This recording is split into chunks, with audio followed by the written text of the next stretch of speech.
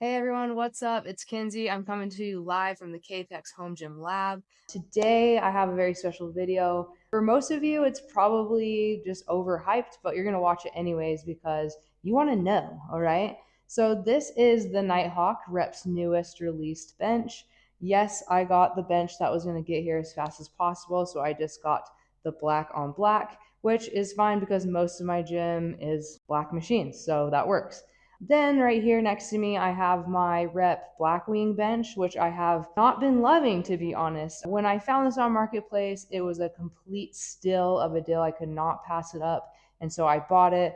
I got it home. Once I started working with it, obviously I loved the stability of it, but I didn't like how heavy it was. So I do want to go over the pros and the cons of both of these benches and talk about if you have the 4100, should you upgrade? If you have the Blackwing and there's too much adjustability and it's too heavy, should you grab the NightHawk? I don't want this video to have any fluff or rambling, so I'm going to get straight to the point. Something to note though, I know you can't tell because my pump's wearing off. I did film all these videos that I will be showing you today. It's not because I haven't used this bench, it's just because I was too excited to film when I first got this bench.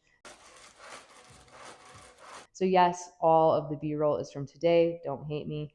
I have been using this since the 10th. It is now the 14th. So I have done a couple of workouts on this bench just to kind of really get a feel for how this bench is versus the Blackwing, because that's what this video will mostly be about today. So I want to talk about kind of the negative conversations that are going around about the NightHawk and how it's overhyped, or if you buy it, it is a downgrade from the Blackwing. And like if you're working out and you're trying to get strong and that's your goal, why are you complaining about a bench that's heavy? It's supposed to be heavy and stable. I totally get that. But as someone who's 5'2", like literally this bench is as tall as me and it weighs pretty much the same as me. So whoever's watching this, imagine moving around a bench that's as tall as you are and as heavy as you are. It kind of gets annoying. And I know that that shouldn't be a complaint, but I think the home gym space and the home gym community is trying to lean more towards heavier isn't always better. And I totally agree in this aspect because I've been dealing with this freaking thing. I train clients in my home gym and I don't have a lot of room. And moving this big bench around a small area for clients, day in and day out, it has gotten pretty annoying. And something to note as well, sometimes there is too much adjustability in a bench when it should just be a simple like decline, incline, flat. Because of the zero gap feature, I find myself always messing with the knobs and I don't always get it right the first time. Even though I've had this bench for a few months, it's just kind of gotten annoying when I'm trying to, again, set up for a client and I'm putting it in, the 75-degree angle and then I'm messing with the zero gap feature. And it just ends up being like just not quick, not easy. It's already hard to move. So then on top of that, when I'm always messing around with adjustability, it's just kind of annoying.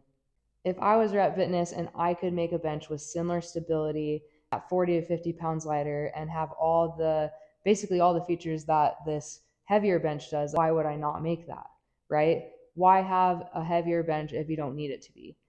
That being said, I know that the weight capacity on this bench is a little bit more than the NightHawk, but unless you're a serious power lifter, I don't think you're going to be missing out on any weight capacity going with the NightHawk.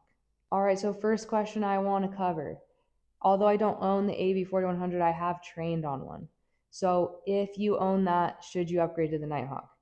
Honestly, that question is answered very simply. If you want the leg roller and the future attachments that Rep is coming out with, for example, they're coming out with the leg extension hamstring curl, then yes, you should upgrade.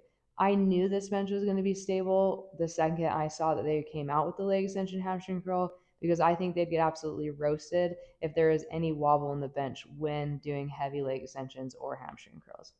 So yes, if you have the AB4100 and you want the adapter for the leg roller and future attachments that they're coming out with, then yes, you should upgrade. Next question, if you already own the Blackwing, should you buy the NightHawk? And that is very specific to how you train and who is using your bench at home. I've seen a lot of people in the home gym community say that like their wife hates moving around this bench, especially like also like some of the rogue benches out there. I've just seen like a lot of complaints there. And honestly, I get it. Before I got this bench, I was like, yeah, boo-hoo, it's like a heavy bench, like deal with it. But now that I have it, I'm like, yeah, boo-hoo, it kind of sucks. So if you have a wife that you train with and she hates moving it, or you hate moving it, then yes, I think you should get the NightHawk. I have done every single movement on this bench that I generally do on this bench, and that there's zero wobble or concerns of stability. I've been able to do Russian twists. I have been able to do my decline sit-ups. I've been able to do heavy rows in my rack without this thing moving. So as far as like the weight I've been putting up, it feels very, very stable. I know I can't, bench press super heavy. My bench press ranges from, 135 to 225 in any given year, depending on what I'm training for. And so far, me being able, like I said, I only bench plates right now, but it had zero wobble to it. And so, if your wife or you hate moving this thing around, but you're looking for something just as stable, then I really recommend the NightHawk. And with the fact that it has the adapter as well as the Blackwing, I don't think you're missing out on anything at all. Some aspects of the adjustability that you might be missing out on if you go from the Blackwing to the NightHawk is just on the Blackwing, you have from 0 to 85 degrees. There's 11 adjustment points here on the incline. And then here you only have 6. And so on here you have 15, 30, 45, 60, 75, and 85. So if you're someone who is very specific with their angles when they're doing their lifts, then I would suggest maybe sticking with the Blackwing just because it does have the more adjustability. Honestly, I don't use like most of those adjustments. I shoulder press at 75 degrees. Y'all are crazy for doing 90 and 85, honestly. I mean, to each their own, but it is 75 for me. I just feel way too straight up and down at 85. So yeah, if you care about losing some adjustability with the incline, then maybe stick with the Blackwing. Something also to note with adjustability is with the Blackwing, you have the zero gap feature, and with the NightHawk, you do not. For me personally, I've come to find out I hate the zero gap feature. The gap on this is only an inch on the NightHawk, and so it really doesn't bother me, and it's really not uncomfortable. So the zero gap feature, like before I owned this, like was like, oh my gosh, that's so cool. But now that I have it, I'm just like, doesn't matter, I don't care. So there's that. Also, as far as adjustability goes, there are 4 adjustment points here on the butt seat, on the, where you put your butt. And then there's 5 here on the Blackwing. Again, if you're someone who's like very particular about their angles, then obviously you might want to keep the Blackwing in mind versus the NightHawk. I think I covered everything about the adjustability. Let's talk about some of the things that rep has changed from the Blackwing to the NightHawk. Number 1 is the vinyl and the way on the NightHawk it's wrapped underneath. So what I mean by that is the Blackwing has like this stitching on the outside of the pad, and in my mind, I believe over time that will get more beat up than the NightHawks, the way they wrapped it underneath, just because where you're rubbing against it all the time when you go to sit down for like a shoulder press, you don't have that extra stitching that's exposed. It's all wrapped underneath. And so that's a really nice feature. I do think longevity wise, the NightHawk's vinyl will hold up better. I don't know if they changed the foam, but when I lay on the NightHawk, like it just feels a tiny bit, I don't want to say cushy because that's like not the word. It's not cushy, it's still firm, but it just feels a tiny bit softer, and the vinyl feels a little softer. It's the same texture as the Blackwing, but yeah, it's just a little bit softer as far as laying on it, and then the actual, I don't know how to explain it, like the feel of it feels a little softer. Another thing that they've changed, which you can see very well in this video, is a smaller like foot plate right here, which is nice because then you can tuck your feet a little bit more in a bench press or dumbbell press.